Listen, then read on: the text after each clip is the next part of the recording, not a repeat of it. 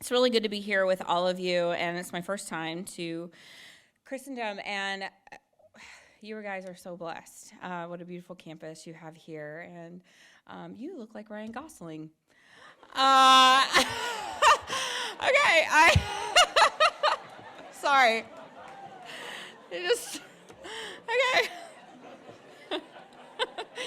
All right.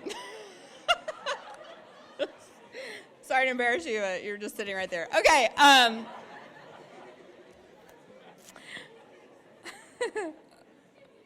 And that's how the talk's going to go tonight, guys. All right. So,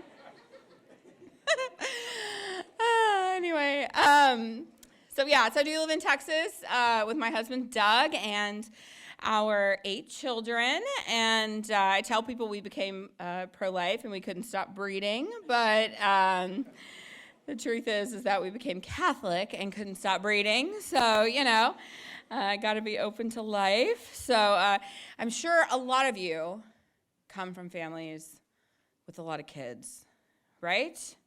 How many people are one of 8 or more? Oh my God! Like everybody! Oh my God. Did you see that? Oh my gosh, that's amazing. I feel like I need to be careful what I say up here because I feel like this thing right here in the middle is a trap door. So like if I walk too close to it, I'm just gonna fall right through the thing. Anyway,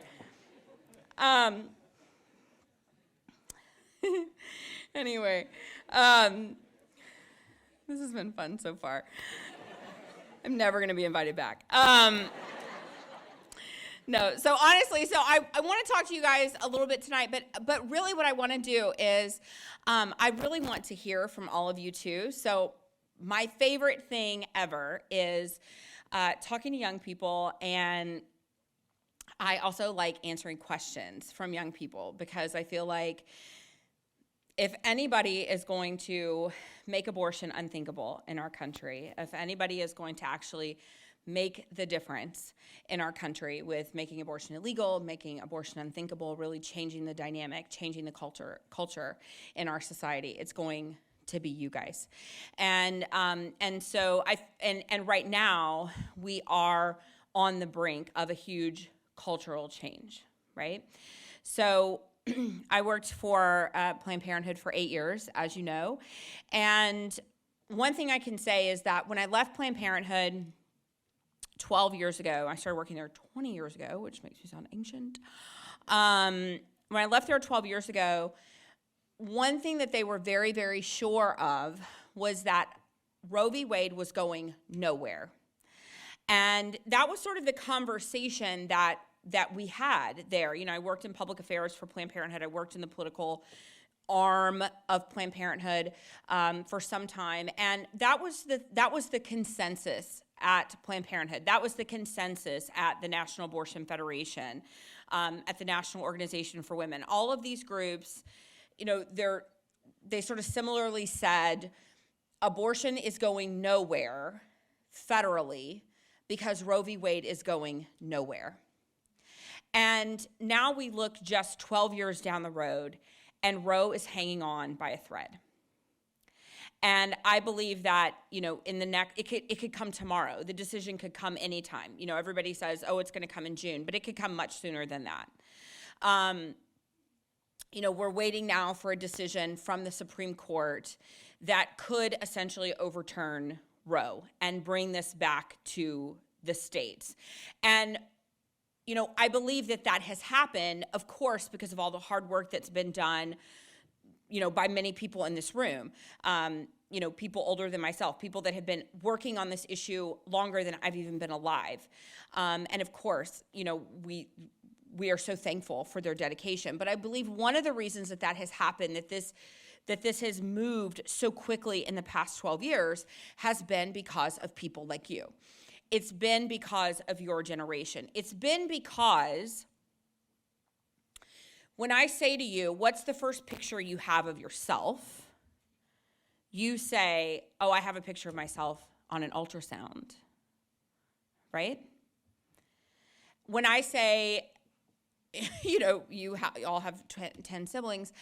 And so when I say, oh, have you seen a picture of a baby in the womb? You say, oh, yeah, I saw my brother and sister on an ultrasound, right? And so it's people like you, it's your generation, that you can look at a baby on the ultrasound and say, oh, that's the same baby that I'm looking at right now, and it's my brother. And you recognize that science doesn't change. And so you are not the generation of people who right now are out there like my age and people that are older that are now trying to regress science, right? That's not you. That's not your generation. People that are my age and older are now actually trying to make science regressive by saying things like,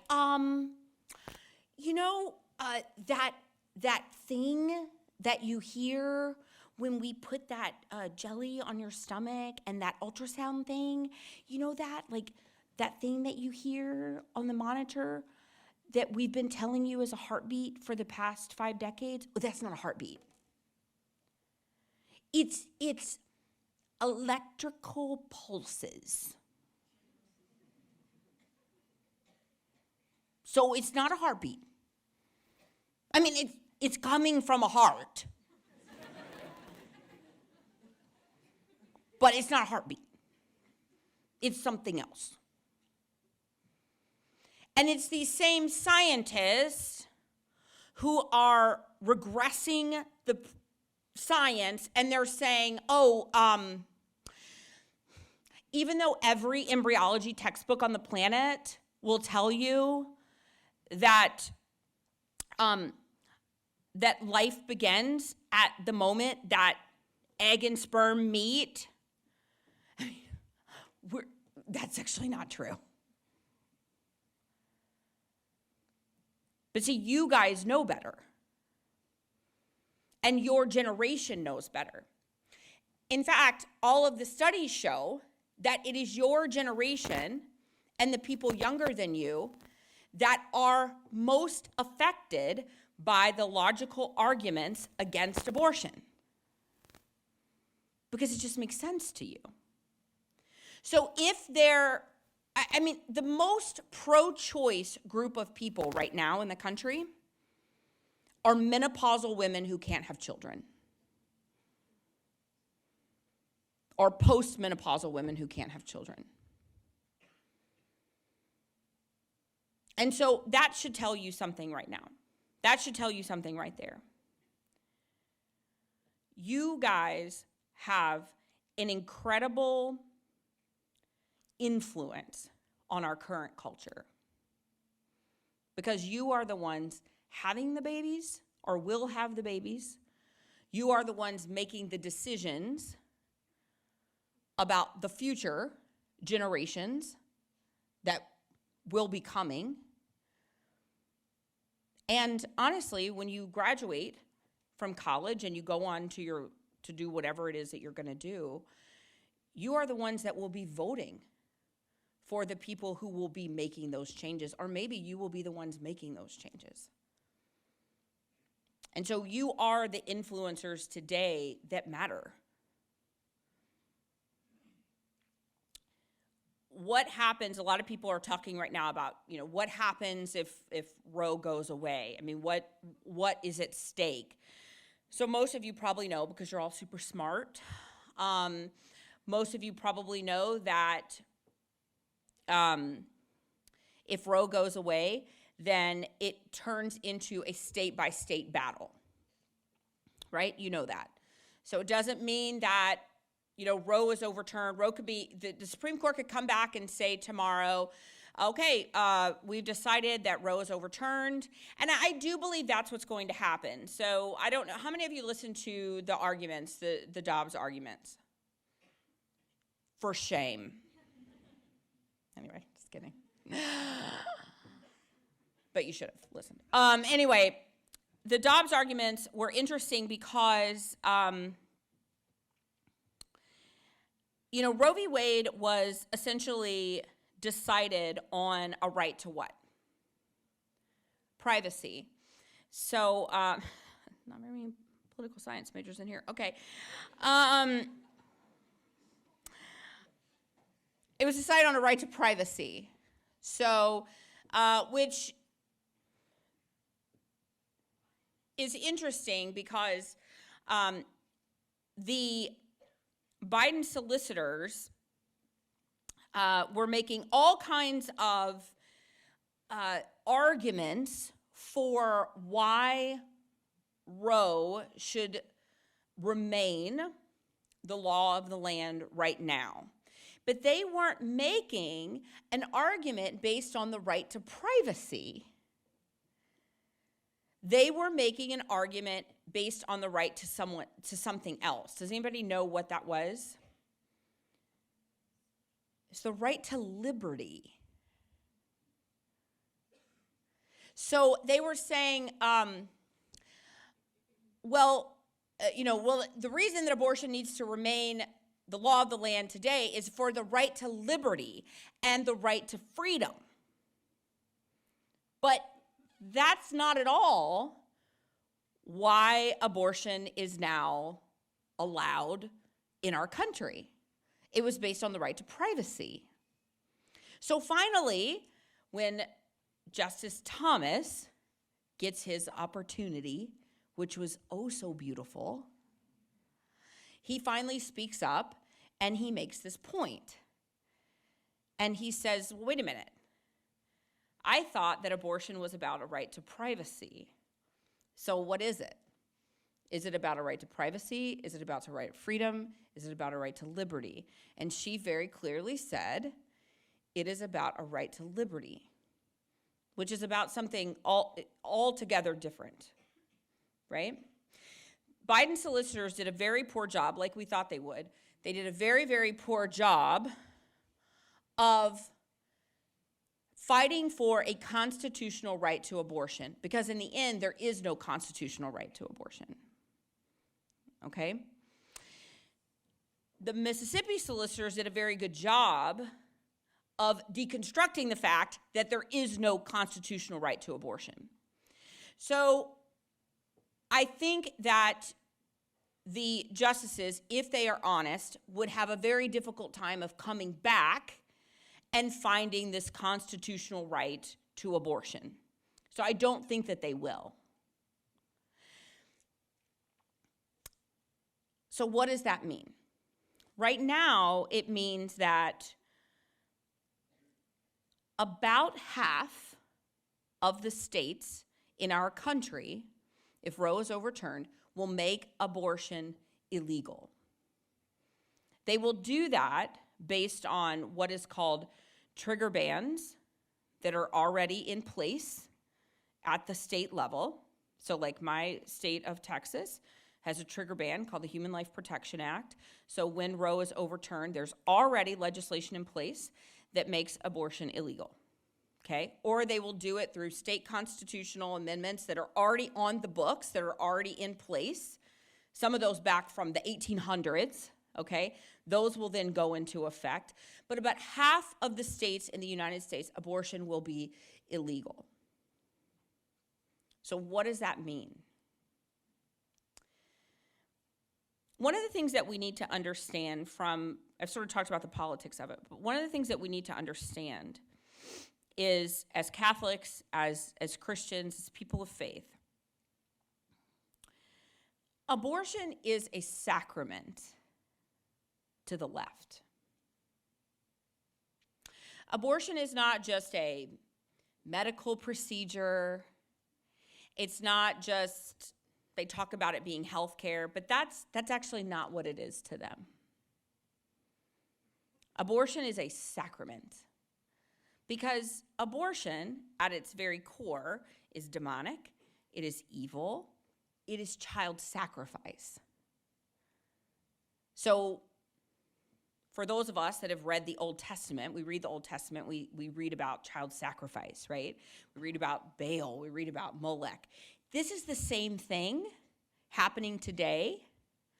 We just call it something more palatable. We call it reproductive justice. We call it choice. But in the end, the root is the same thing. So when you start removing that, when you start removing that child sacrifice, when you start removing that sacrament of abortion, I think we all need to understand that the spiritual warfare that we have been up against so far is going to increase astronomically by rates that we have probably never experienced before. So what does that mean for us? Well, honestly, it means that we need to start preparing ourselves right now. It means that we need to start praying right now. It means that we need to start praying specifically against spiritual warfare. And I know you guys are young, so you're like, I'm busy. I'm writing my thesis. I got stuff to do. I got plans. But here's the reality.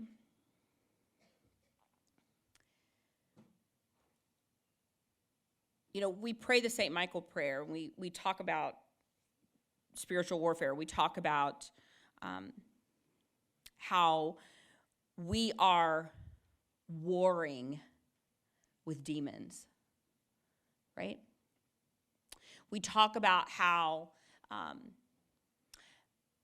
Satan is prowling around on this earth, right? I mean, think about the prayers that we pray. They're intense, right? Think about that prayer specifically. That prayer is intense.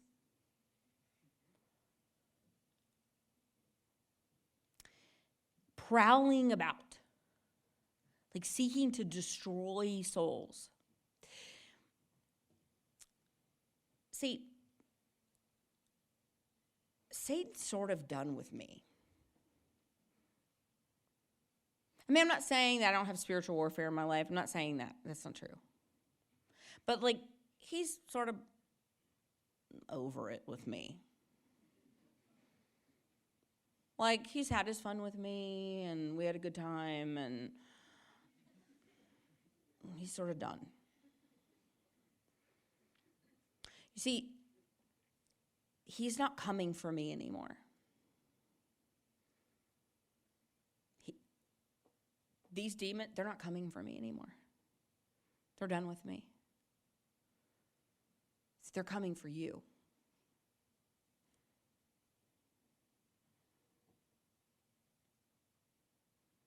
They're coming for your young mind.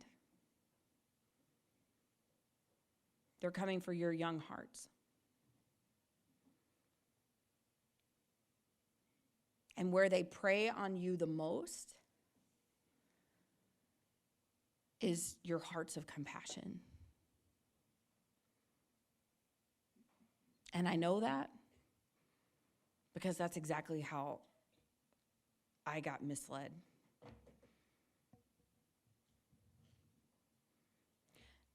The enemy preys many times on the goodness that's inside of our souls. And then the enemy perverts that.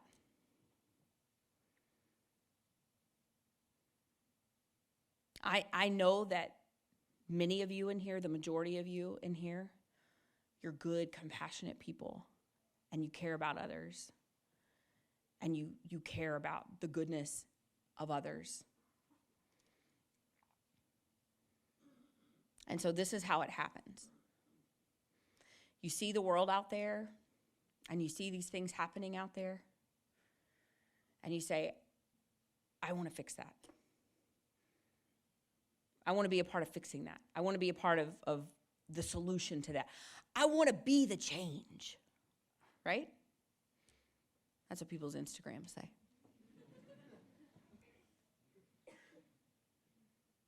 And so you leave here that's very protected. You're very protected here, right? I mean, we got Mary right here.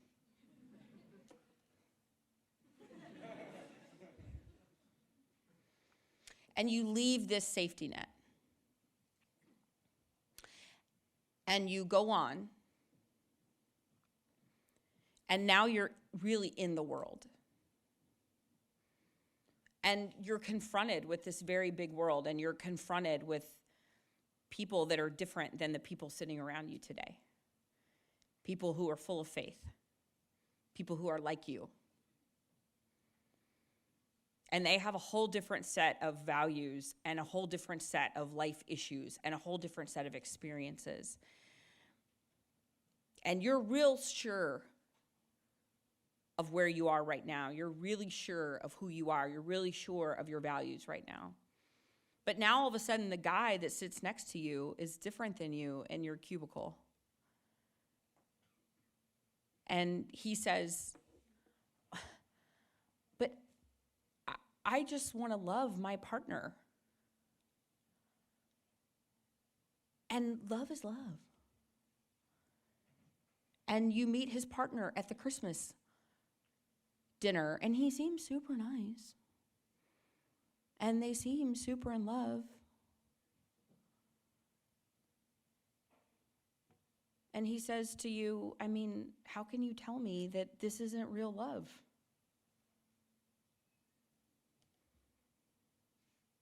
And you're like, I don't know, maybe that is mean. Maybe I shouldn't tell him anything. Maybe I should just let go of that. Maybe that's not compassionate. Maybe what I learned is wrong. You know, maybe the church is wrong on that.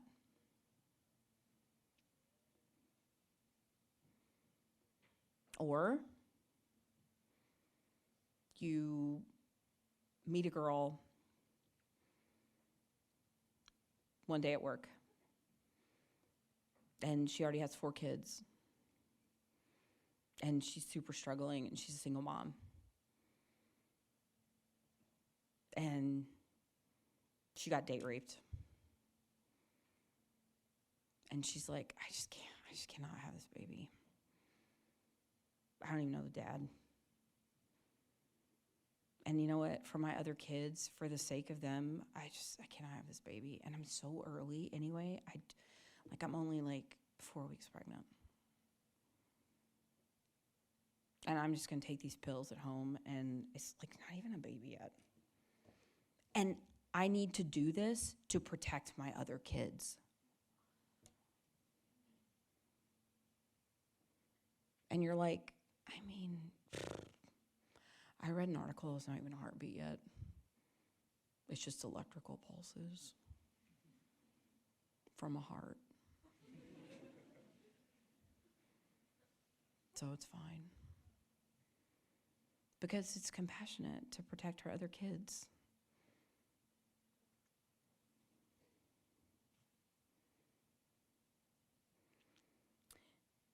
The enemy will use your compassion and abuse your compassion. And I was not a theology major. And I don't have a degree in theology. And I don't know, I don't have all the books of the Bible memorized or anything like that.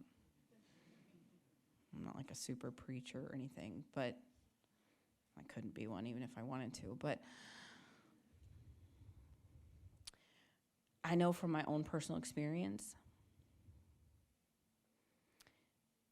that sin slips into your life one tiny little compromise at a time. One tiny little lie, one tiny little rationalization at a time. I know that I didn't go to bed one night, this good Christian kid, and wake up the next morning running an abortion clinic. I know that it actually happened just a little bit at a time. None of you would ever think, one day I'm going to run an abortion clinic, but it could actually happen to any of you. Because I was actually just like all of you. I grew up in church.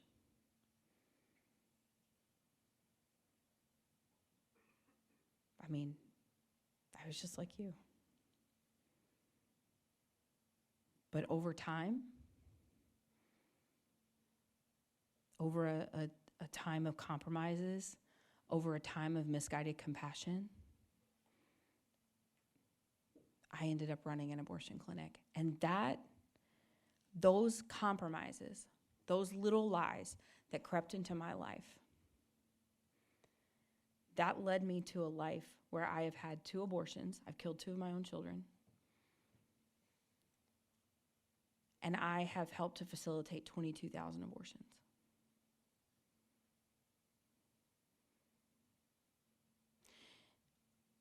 But it didn't happen overnight.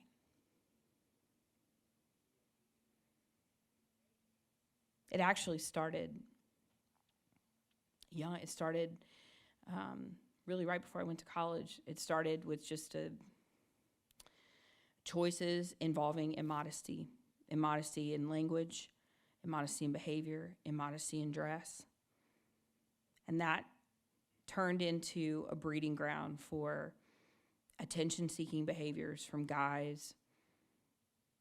It turned into promiscuous behavior, which then led to my first unplanned pregnancy, which then just led to a spiral of poor decision-making. The good news, though, is this. If you are on that path, and I'm not dumb enough or naive enough to think that that all of you are these like chaste little angels in here.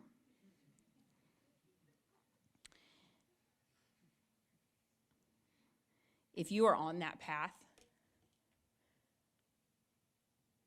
if you are living a life of compromise, you can always turn that around. And I wish I would have. Because I want to tell you something, guys. You don't want this story.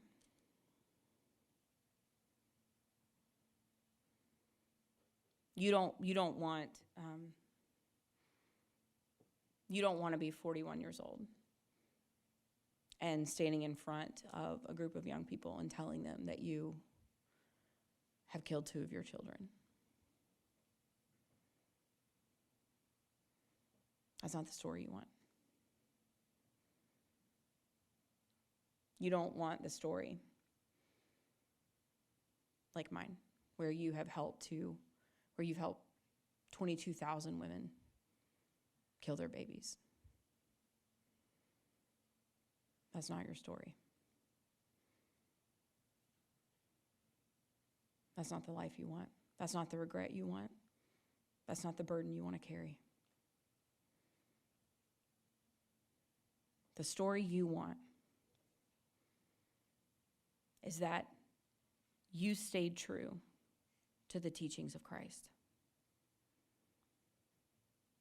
The story you want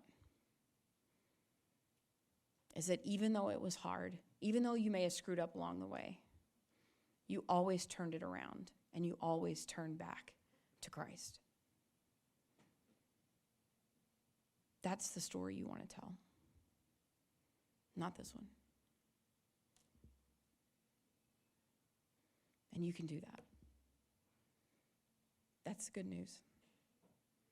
That's good news about God. That's the good news about his mercy.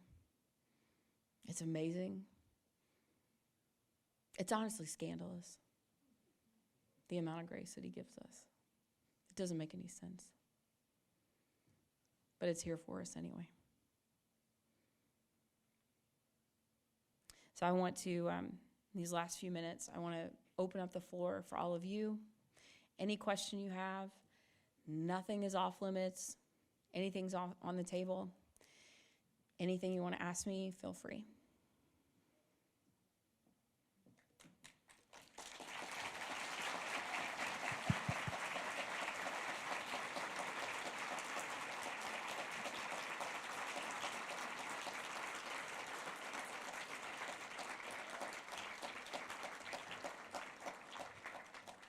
Thank you very much.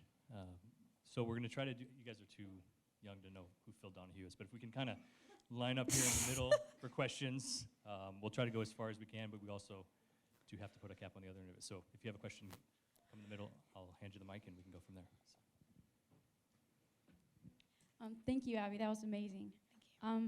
So I know a lot of people feel like it's really hard to do, like take actual affirmative action against abortion, like feel kind of trapped in our circles. What is something you think young people could do that maybe they're not already doing to be more proactive against abortion? Yeah, good question. So, 54% of abortions right now are taking place at home. So more than half of abortions are not taking place at abortion facilities. So that is not to say that we do not need to be going out to abortion facilities. Of course we do. And I know that Shield of Roses, how many of you are in Shield of Roses? Awesome. More of you should be in Shield of Roses. So I know that you guys are going out to the abortion clinics. Amazing. And that's a huge part of what we need to be doing in the abortion, in the pro-life movement. We need to be going out to where, half of the abortions are taking place. But the reality is that now in this technology world that we live in, a little more than half are taking place at home. And so, we have to get sort of creative. And one of the things that I always encourage young people to do, because, a lot of you are like on TikTok and things like that. I try to be. I'm really bad at it, and I embarrass my daughter.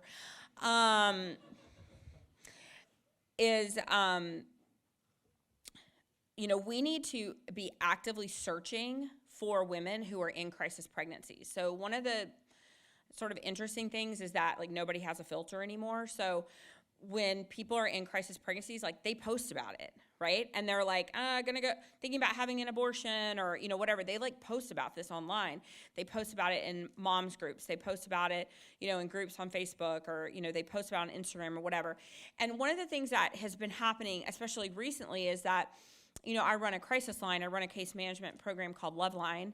And if you don't know about Loveline, you should. It's just loveline.com. We're a 24-hour case management hotline for any woman, any single parent, anybody who's in crisis, victims of domestic violence. You don't even have to be pregnant to get help with us. Any crisis, anywhere, anytime, we run a case management hotline for that. And so if you ever know anyone who's in crisis, you could be anywhere at a restaurant and the waitress is freaking out about something, you can be like, oh, go to loveline.com, we'll help you. And that happens all the time. So one of the things that pro-lifers have been doing, particularly young people, they've been searching for those posts. They've been getting inside of those moms groups, those parenting groups, and they are actively looking for, they're searching abortion, searching posts like that, pregnant, and they're they're tagging us in those posts and saying, hey, Abby Johnson runs a ministry called Loveline. They would love to help you. You don't have to have an abortion. And you'd be amazed at how many of those women are calling us and saying, I'm considering an abortion. Can you help me? Because we pay moms rent. We'll buy them a car. We'll pay their utilities. Anything they need in order to prevent them from having an abortion, we'll do it. And a lot of times, 75% of women having abortions are doing so because of financial constraints. So if we can lift that financial constraint, the majority of times they won't have an abortion. And so that's what our ministry does. And so that's one of the ways that I encourage young people to really get involved, is to actively be looking for those posts online, to be actively tagging your local pregnancy center or Loveline or whatever, and letting women know that there is another option. You're welcome. Hi. Hi. Thank you so much for coming. I've followed your work for a while now, and I'm a very big fan. Thanks. But I was wondering, what is the most difficult pro-choice argument you've ever had to refute, and how would you refute it? What's the one you've heard that's been most difficult? Probably the one where women are like, I know it's a baby, I know that there's a baby there, but I don't care, my job's more important. Yeah. Yeah, I would say that's probably the most difficult too, is when they're just oh, I know it's a baby. I know it's a baby and I don't care. I know it's a baby, I'm killing it anyway. Usually in those situations, that probably is the most difficult. What do you think? You think that's probably the most difficult? Yeah, and that is difficult because that's just really a callousness there in their own heart. And there's not a lot of things in those situations that we can say that, I mean, a lot of times that's just like, Holy Spirit, activate. You know, like, I mean, a lot of times there's just not a lot we can say. One of the things I do use, though, in those situations is to try to show them how important their life is. Because I'm just going to get really honest with you guys, because I haven't been up until now. Is women nowadays, and I've noticed this over the past 10 years, as abortion activists have become a lot more brazen, as the availability of the abortion pill has increased, this whole idea that women are choosing abortion because they're so distraught and it's so hard for women to make a decision to have an abortion, that's just really not the case anymore. I mean, I don't know if y'all saw it. I mean, there was a woman that literally took an abortion pill on national TV a few weeks ago. At the Dobbs case, I was there on the steps of the Supreme Court. There were women taking abortion pills on national TV. You know, women are now accessing abortion pills and keeping them in when they're not even pregnant. They're just keeping them in their medicine cabinet just in case they get pregnant. We don't live in times anymore where abortion is such a difficult decision for women to make and they're just agonizing over it anymore. That's just not the reality anymore. I mean, women are very brazen about their abortion decision. They're very proud of the fact they've had abortions. We're now living in times where it is not uncommon for women to have 3 to 10 abortions. Abortion is actively a form of birth control for women, whereas just 15 years ago it was not that way, but it is now. And I think that just shows the overall callousness of our society. I think it's just selfishness. I mean, women generally have abortions because of selfish reasons. And nobody really wants to say that, but I mean, that's just the truth. Women have abortions because of selfishness. I did. That's why I had my abortions. That was being selfish. And so I think we have to face that reality, and I think we have to understand that reality. I think we have to be honest about it. So when I'm talking to a woman who says to me, you know, well, I mean, yeah, it's a baby, I don't care. Where I think we're going to hear more and more of that. I usually talk to her then about herself. I say, you know, okay, but have you thought about how abortion is going to affect you? Have you thought about the potential damage that abortion could do to your body? So let's not think about the baby. Obviously, don't care about the baby. Let's not think about the baby. I mean, you're doing this for yourself, right? So let's talk about you. Have you thought about the damage this could cause? Have you thought about the fact that women who have abortions have an increased risk of breast cancer? Have you thought about the fact that many women who have abortions, they perforate their uterus? I mean, maybe you want to have babies in the future. You may not be able to. We have a website actually that's called checkmyclinic.org, and we have a list of all of the public inspection reports from around the country, of failed inspection reports of these abortion facilities. So a lot of times I'm like, where are you going to get an abortion? Let me look up their inspection report. So I can show them, like, they're not even sterilizing their instruments. You're going to allow this clinic to put dirty instruments inside your body? Like, disgusting. Like, don't you value yourself more than that? Don't you value your body more than that? Like, don't even think about the baby. Like, let's think about you. Like, what is this doing to you? And then, honestly, I just pray for them.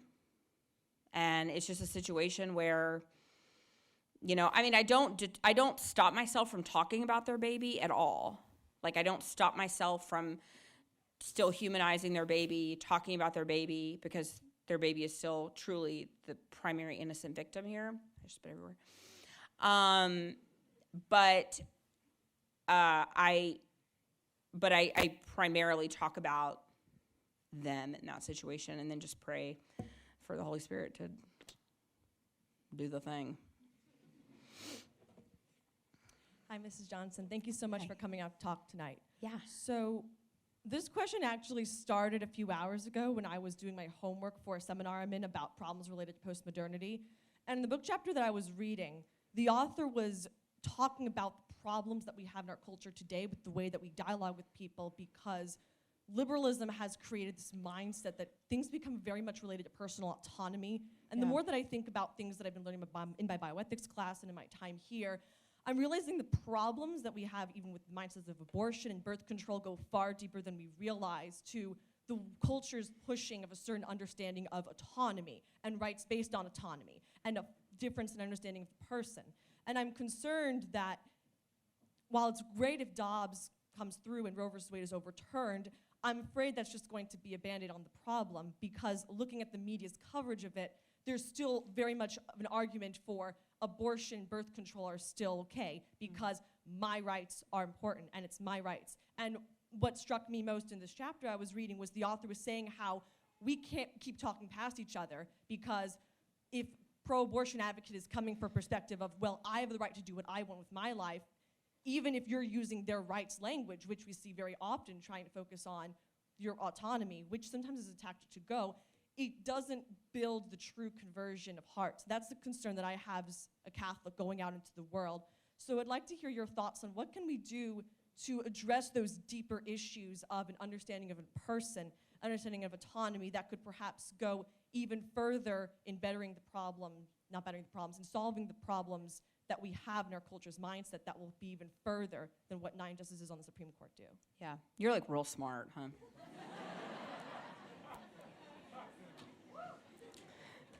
Just like Dean's List every semester. If I had a trophy, I'd give it to you. I'll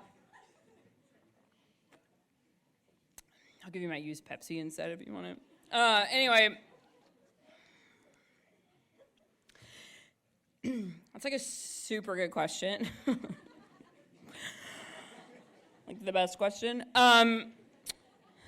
So, yeah, I also have that concern. You know, I think there's a Gosling, do you want to answer that? Or okay. I just wanted to see if you want to take a crack at it.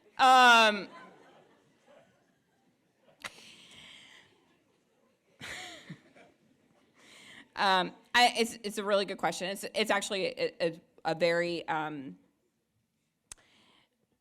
honest concern. We know that, I think there's been for a long time, there's been a debate whether, you know, politics is downstream of culture or culture is downstream of politics. Where are you so I can look at your face? Okay, right there, okay. I think, I'm not sure that it's an either or. I think it's a both. You know, there were a lot of women that would come into our facility and they would say, I've always thought abortion was wrong, but it's legal, so it must be okay. I think that we're at a time right now where there is so much division in our country, in our society. I think we do have to be concerned about talking over people. I think we do have to be concerned about dehumanizing people and people that disagree with us. I think we do have to be concerned as pro-lifers that we don't fall into that cycle, because then we essentially start doing to our opposition what we accuse them of doing to the unborn, right? And that's dangerous. So we don't want to do that. I think that you know, conversion definitely is best had and definitely comes when we, you know, with one-on-one conversation. And I think that's truly just in my work, that's generally where we see it happen. But I think the way I would probably answer that question is, I think that we have a very good example set for us through Christ. That sounds super Sunday schoolish, but it's true. When we read our Bible, which we do as Catholics, contrary to popular belief, when we read our Bible and we look at conversations with Christ, people, when we read those, a lot of times people would ask Jesus a question, and he would respond how? With a question. And so I feel like a lot of times in our society, particularly with people who are opposed to our beliefs, a lot of times people will come at us and, we're saying like, oh, I'm pro-life, or, whatever it may be, or whether it's about legislation or whatever it is. And they come at us in a very angry way. And then we become defensive and we're like, stop killing babies, or whatever. And instead of using it as a moment to seek out conversion for that person and looking at eternal conversion as well, right?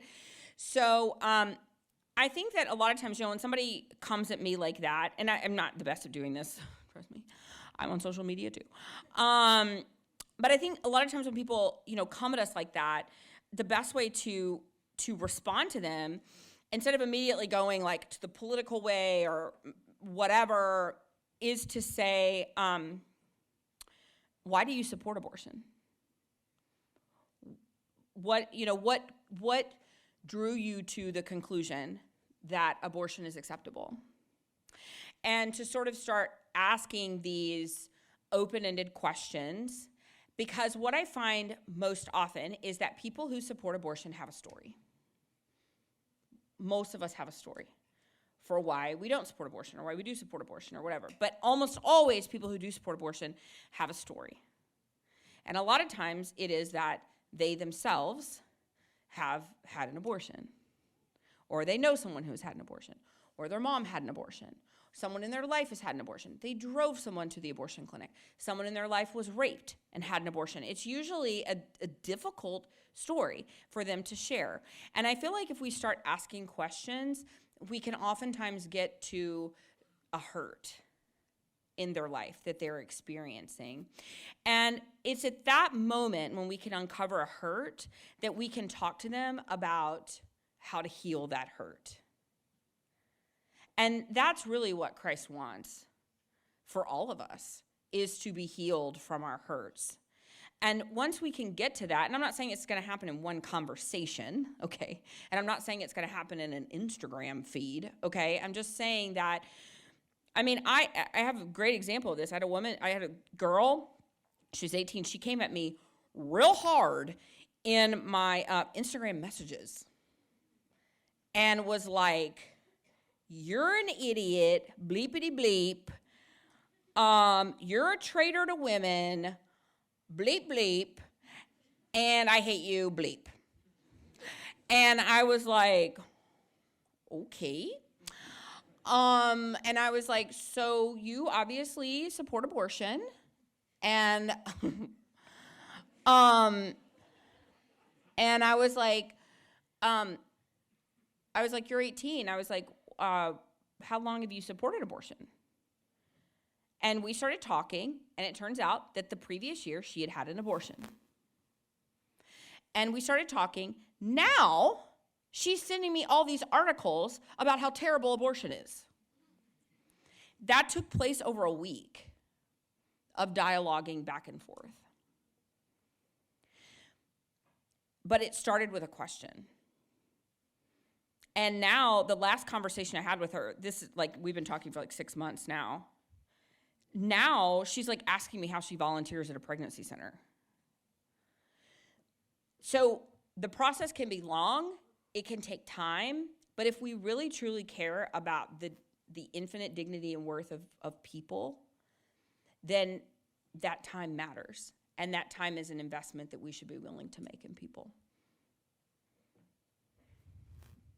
Thank you so much for your speech. It Enjoyed it. Really appreciated your time here. So I kind of have a two-part question. My first question is, so what would you recommend for somebody who is around a lot of non-Catholics who definitely have no qualms about sharing that they do not believe the same thing as we do, and you find out that one of them is expecting and may or may not have an abortion? If you don't have a relationship with them, how do you sit down and have a conversation with them? My second part is, what is the difference between pro-choice? Okay, hold on. Let me answer that Okay. first because I'll forget. Sure. So first of all, I think the most important thing that we do when somebody tells us that they're pregnant is that we celebrate. And we celebrate like big, you know? That we're like, oh, congratulations! You know, like, I'm so excited for you! Like, I think that's, no matter the situation, like, no matter if it's like our arch nemesis. Like, if somebody comes up, I don't care if they're 15 years old and they're unmarried and it's a terrible situation. If somebody comes up to me and they're like, I'm pregnant. I'm like, congratulations. You got a baby. Like, I'm excited for them, right? Like, I want to celebrate in that with them. Even if they're coming to me and they're like, I'm pregnant. I'm like, congratulations. Like, this is exciting, right? So that's one thing. But I think that humanizing someone's child is a really, really important first step of helping them understand the dignity of their child in the womb. And helping them understand that we see the value of their child even if they don't is a really, really important step. And then they may be like, oh no, I was considering having an abortion. And then he's like, what? Why? What? Wait, why would you do that? Like, I support you. I have friends that can support you. Why are you considering an abortion? And again, asking that question, like, what's going on? Like, tell me what's going on in your life. Why would you do that? Let me help you. What support do you need? Is that answering your question? Okay, good. Okay, second question, go. What is the difference between pro-life and pro-choice, and what is the lie behind pro-choice? I mean, so some people in here maybe disagree with me because you're a bunch of Catholics, but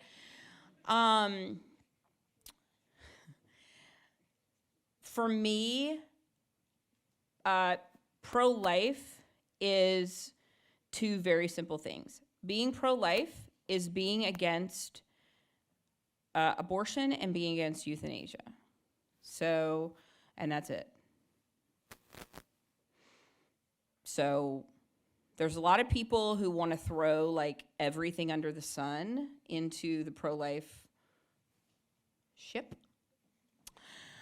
So they're like, oh, well, I'm against the death penalty, that's pro-life too. Or, well, I'm against GMOs, that's a pro-life issue. Or Monsanto, or, or they're like, I'm, against brown shoes being mixed with a black belt. That's a pro-life issue. I mean, like, they're like anything. They're like, throw it in, the pro-life wagon. I think that's very dangerous. I think it weighs our ship down, and then we tump over. I think it's really, really important for the pro-life movement to be focused on the things that intentionally disrupt the continuum of life. And that is of innocent life. And that's two things: euthanasia and abortion. And euthanasia is not a super intense problem we have right now in the United States, but it is coming. It's already here, and it's about to get more and more intense. So in the state of Oregon, for instance, in 2020, they gave out over 3,000 euthanasia pills to kill people just in 1 year. So it's growing. More and more states are signing on to these euthanasia laws. New Mexico has just recently passed a very broad generalized euthanasia bill that will allow people who are not even terminally ill to kill themselves. So now we're looking at sort of euthanasia tourism like they have in Sweden, where, you know, you can literally just walk in and there's like no waiting period. So you can just literally walk in and say, I'm having a bad day, I want to kill myself. And they will do it. And so I agree. I'm with you. So, and they're doing, I mean, that's coming. Well, it's already here in New Mexico, and it's coming across our country. They're going to be doing that. They're going to be broadening that in Oregon, Washington State, all across our country. So, you know, I don't know if you guys just heard about this situation that happened to these two Arizona women. Anybody hear about that? It's two women in Arizona. They, two women, sisters, both in their 40s. They flew to Switzerland, did not tell anybody in their family they were doing it. Flew to Switzerland, and neither one of them were ill. Neither one of them were sick. They flew with a friend. You had to have a third party. They flew over there, and both committed suicide legally for $11,000 each. And their brother, they had one brother, one other sibling. Their brother could not find them. He was calling, and finally found out that they had both purchased tickets. And the consulate there finally got a hold of the consulate. The consulate confirmed that they had each paid $11,000 to take their own life. And now he can't even get their bodies back. Nothing. And that's what's coming to America. So I think that these two issues, abortion and euthanasia, need to be the primary focus of the pro-life movement. It is not wrong for us to be laser focused on these two issues. Hear me when I say that. Nobody blames the Breast Cancer Research Institute for not also working to cure prostate cancer, right? Nobody's like, well, BCRF, how dare you? You're not working on colon cancer too, right? It is perfectly fine. It is perfectly acceptable for a movement, for a group, for an organization to be laser focused on ending specific things. That is perfectly okay. It is perfectly acceptable. And when we start to focus on too many things, we start to lose focus. And that is unfortunately what happens when we start to wade into this seamless garment issue, which, by the way, is extremely dangerous to the pro-life movement. When we start wading into all these other issues. Look, I'm against the death penalty, but the death penalty is a death penalty issue. It is not a pro-life issue. So, you can be against GMOs, but that's a GMO issue. That's not a pro-life issue. You can be, you can be for climate or whatever, but that's a climate issue. That's not a pro-life issue. So we need to be very strategic. We have to be very laser focused, and the pro-life movement is laser focused on protecting innocent human life from death, period. The pro-choice movement, completely opposite from that, is not focused on choice at all. They are focused on abortion. So I am not scared to call the pro-choice movement pro-abortion. And I can tell you, as of recent, the pro-choice movement is not scared to call themselves pro-abortion. They're very proud of the fact that they are pro-abortion. So, if I was for euthanasia, what would I call myself? Pro-euthanasia, right? If I was for the death penalty, what would I call myself? Pro-death penalty. So if they are for abortion, then what are they? Pro-abortion. So I think our language matters. Our language has always mattered. And I think particularly right now, when language is so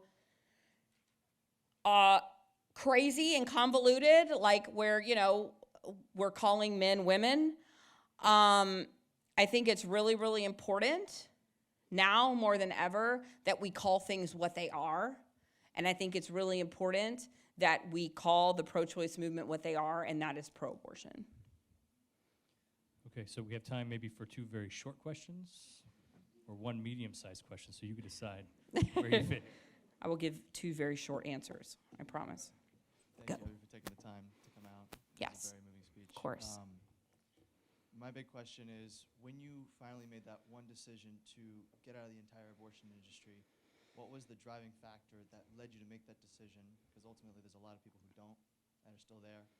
And what was the emotion that went behind it? I think really the driving factor was, I knew that a couple things, but the short answer is that I had a really great support system behind me. I had a husband that had always been pro-life. I had amazing parents who were pro-life. I had a really great support system backing me. I had this pro-life organization that I knew was going to support me. I don't mean support me like in a financial way. I just mean like supporting me emotionally. I knew that I had an education. I had a master's degree. I knew that I could be a counselor if I wanted to be. So I sort of had this like backup plan, but I knew that something had to change in my life. Like I knew I could not stay there any longer because for that week, like I saw the abortion on Saturday and I went back to work on Monday, and for that week, I was like, I'm gonna change Planned Parenthood. That's what I thought. Like I was like, I'm high enough here where I'm gonna make them not an abortion provider. And that's like literally what I thought. I was like, in this week, I'm gonna work here and I'm gonna make them forget about abortion. Like that's really what I thought. And so like I went back and I was like, all right, how do I do this? So every day like I would go into work and I was like they'd start talking about abortion. I'd be like, but on other topics, let's talk about something else, And they were like, what? Like, why? Why would we do that, And I was like, but how can we reduce abortion, And they're just like, what has happened to you, And that didn't really work the way I thought it was going to. And so then I went through another weekend, and my husband was like, this is like something's wrong with you. Like, you're not going to be able to change them. And so I'd already made a decision I was going to leave, but I was not going to leave until I had another job. Because my husband was a teacher and didn't make any money, and I made a lot of money, and so I was like, I need to find another job first. And but then on that Monday when I went back, I was sitting in my office, and I was like, well, it's fine. I'm just not going to participate in abortion anymore. But then when I went back, I was looking out my window, and there were all these women like walking out of my clinic with little bags, and I knew that was the medication abortion pill in the bag. And I was like, even if I'm not in the room with them, like I'm still participating in abortion. I'm still getting paid from abortion.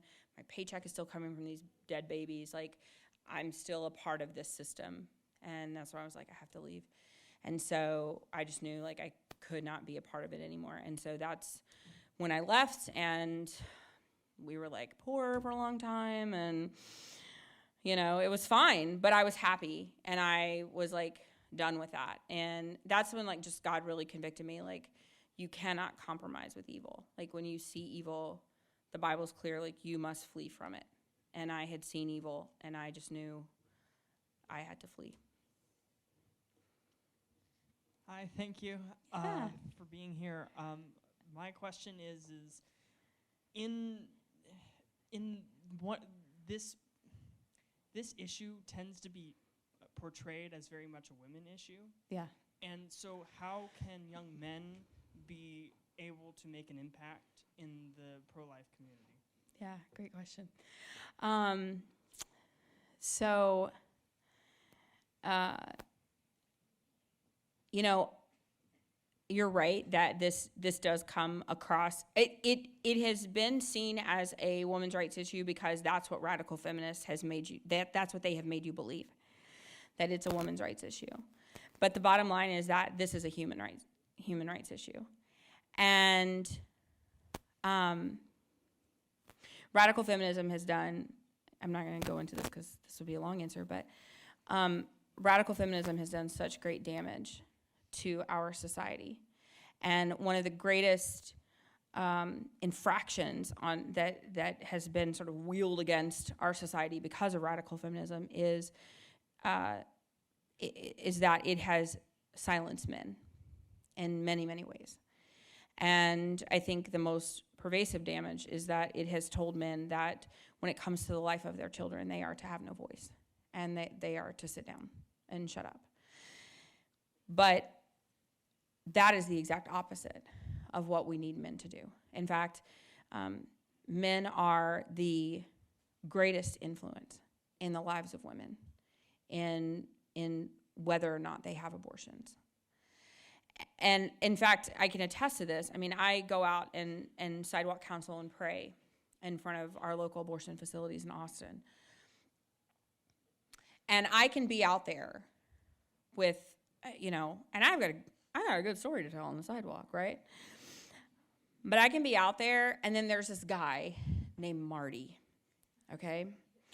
Marty perpetually needs a haircut. He rides his bike everywhere, and I'm not even kidding. I think he has a car, but I've never seen him in it. He rides a bike with a basket on the back, and tied to the basket, like bungee corded to the basket, has a sign that says, "Pregnant, need help, call this number." He's one of the most faithful men I know. Marty's great, right? But he's not a looker.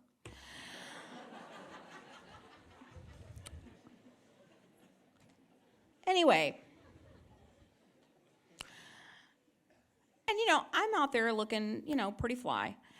And Marty,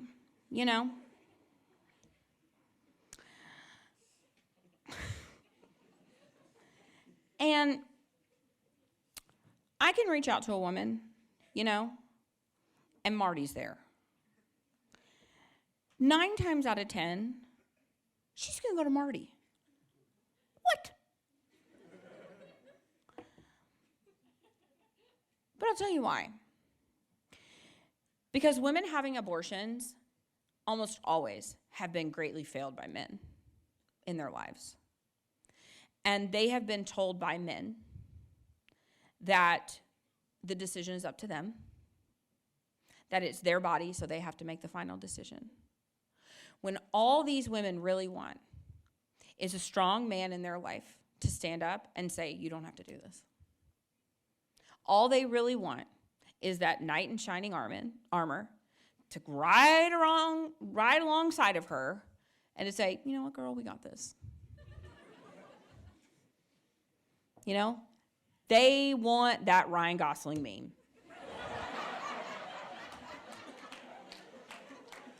That's like, "Hey, girl, let's have that baby." That's what they want. You know it, ladies. That's what you want,